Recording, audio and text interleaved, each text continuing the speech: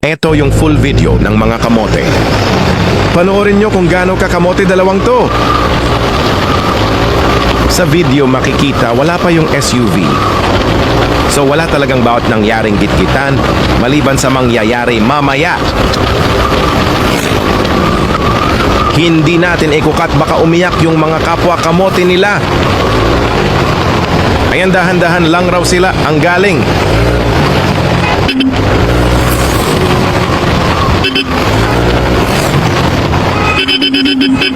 Lakas pa makabusinan ng mga kupals, ha.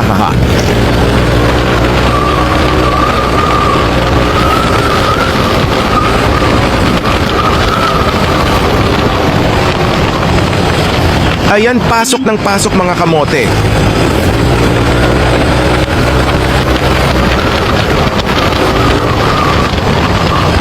Boy pasok, boy boost na, boy habol.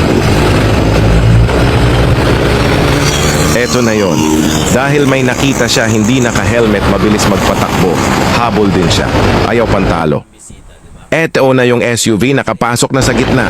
Pero pinilit ni Coops habulin yung hindi naka-helmet. Kaya muntik na si kamote.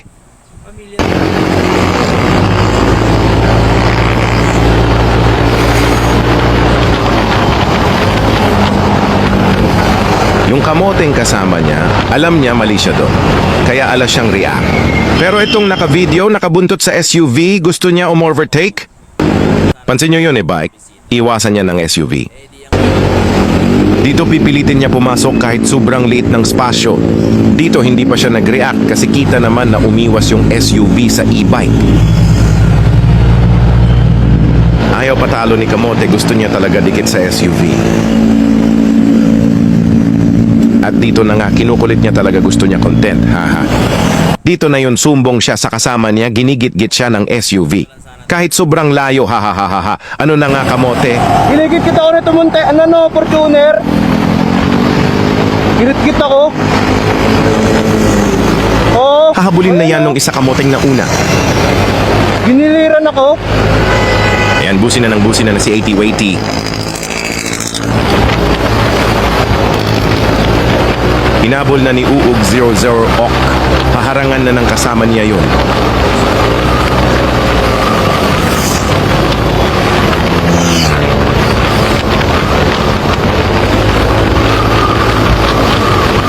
Ang layo na sana ng agwat kung pinabayaan na lang ng mga kamote. Kaso naghahanap talaga sakit ng katawan.